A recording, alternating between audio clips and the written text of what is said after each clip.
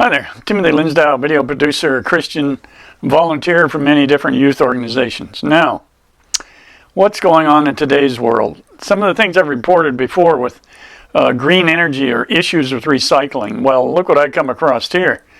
Wind turbine blades can't be recycled, so they're piling up in guess where? Landfills. Companies have been searching ways to deal with the tens of thousands of blades that have reached the end of their lives. Wow. Now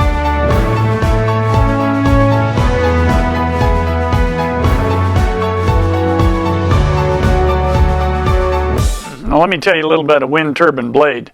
They can be longer than a 747 wing, so at the end of their lifespan, they just can't be just hauled away.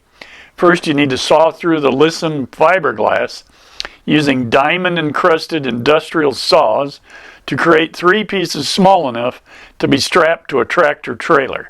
So only one can be hauled on a tractor trailer at a time. One of the places they're being buried is in Casper, Wyoming. I happen to be from Wyoming, so I'm a little bit familiar with that wide open space out there. It's become the final resting place of 870 blades. Well, let's see what this is going to amount to over time. They have come to the end of their renewable energy use. Even though these blades have about a 20-year lifespan, they're being pulled down in 10. And some of that has to, well, a lot of it has to do with the fact they're producing better blades. So they want to put blades on, and they produce more energy, if you will. Now, what they do in this landfill in Casper is they take a bulldozer and dig a few feet down, and as much as 30 feet in some places, and then cover it over. And they've tried numerous ways to condense the blades, but just hasn't worked. They just pack them as tight as they can. Now, right now, it's winter in Wyoming, so they can't even bury them, so they just stack them up and wait till the spring when it thaws and the snow's gone and the ground's thawed, and they can start plowing away again. Now, tens of thousands of aging blades are coming down from steel towers around the world, and most have nowhere to go but landfills. In the U.S. alone, 8,000 will be removed in each of the next 4 years. Did you hear that? 8,000 will be removed in each of the next 4 years. What's 4 times 8? 32,000. Now Europe, which has been dealing with the problem longer, has about 3,800 coming down annually through at least 2022. It's going to get worse. Most were built more than a decade ago when installations were less than a fifth of what they are now. That'd give you an idea what's coming at you. Now this reminds me of the same issue with solar panels being made out of plastic. There's going to be incredible numbers of those. They have no way of how to recycle them, what to do. They'll end up in landfills. We already have an issue with landfills, creating a tomb full of something. We don't know what that's going to end up to be. Now these blades are designed to withstand hurricane-force winds, so they can't be easily crushed, recycled, or, repurposed. That's created an urgent need for what they're going to do with these things, but of course they're looking for any state with wide open prairies to bury them in, such as Casper. In the U.S., they go to a handful of landfills. There's a place in Iowa, Sioux Falls, South Dakota, and of course Casper. And they'll be interred in stacks that can reach 30 feet under. Now the wind turbine blade will be there ultimately forever. That's one of the chief operating officers of North American unit, which is searching for better ways to deal with the massive waste. Most landfills are considered a dry tomb. Of course, the last thing we want to do is create an even more environmental challenges, but that's what we're doing. Now, to prevent catastrophic climate change, according to these news sources, caused by burning fossil fuels, many governments and corporations have pledged to use only clean energy by 2050. Wind energy is one of the cheapest ways to reach that goal. I want to do more research on this subject, but the thing I brought up is the massive infrastructure it takes to make this happen. Remember all of that metal, the tower, the steel tower, an enormous amount of iron has to be smelted into steel to build those towers. The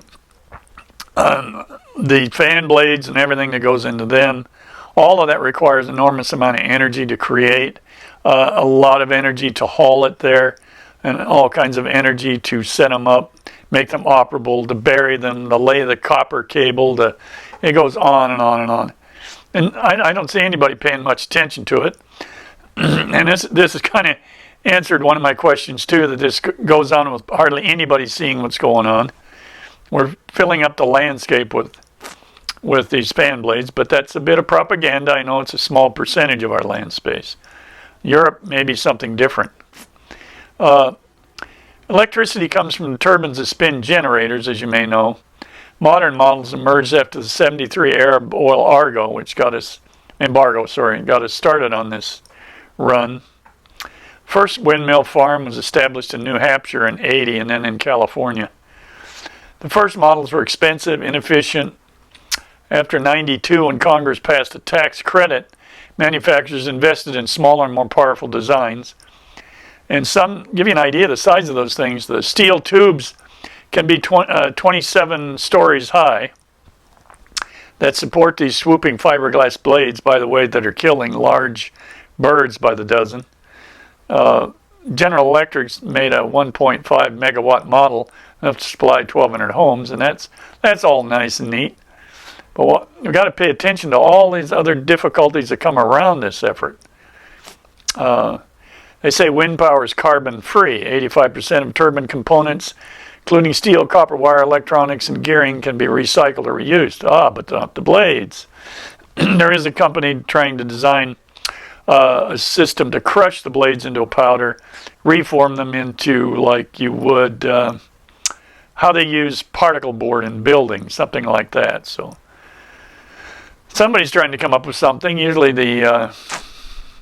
when you get a need, that's people start looking. How are they going to solve this problem? In the European Union, which strictly regulates material and go into landfills, now this is great.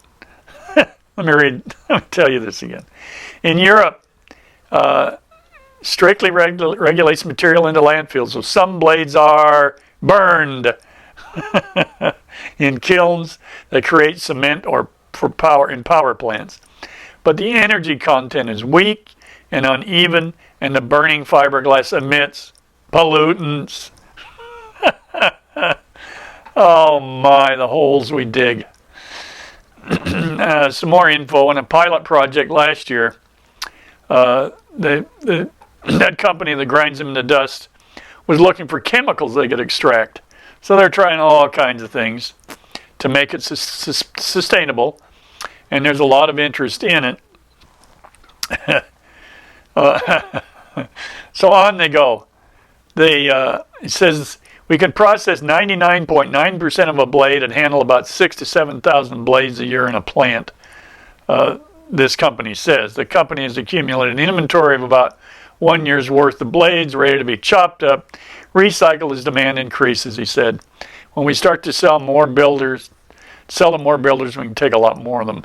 Now that's all in theory yet. That hasn't been done in practice. So much with the argument of global warming, climate change, and many other what I call pseudosciences are based on consensus. Consensus is not truth. You can look back in science, medical history. Look back into that, like Louis Pasteur trying to prove transmission through microbiology and how he was fought over those issues. Might not be 100% accurate on it, but if you look back, the consensus is always arguing against anybody changing anything. But that's unfortunately where we end up at. Many of you may have known who John Coleman is. Helped establish the Weather Channel. He fought against the evidence for global warming for years. Wrote books, made documentary. The point is, yes, it's important that we know how we're affecting our climate and environment. Are we destroying it or aren't we? And will the things we replace our present petroleum-based economy, or are we going to just create a bigger mess than we already had? We've done a lot to improve how we use oil in our environment, and we can do more. But it's the same way with green energy. There are so many things around it that is not yet studied or in the news for people to know what's going on in this issue and in this industry. Instead, right now, we're burying these fiberglass blades by the mountain full. And some people probably get wealthy off of trying to figure out what to do with them. But here we are. Back to another argument. It becomes political. A political potato to throw back and forth, to blame each other, blame each side over who did what and when and why. Boy, oh boy. Well, there you are. A little more about the problem with green energy. I hope we sort it all out without getting into a fight over it. It's happened. Well, like and comment on my videos, subscribe to my channel. Get out there, learn what you can, and make it a great day.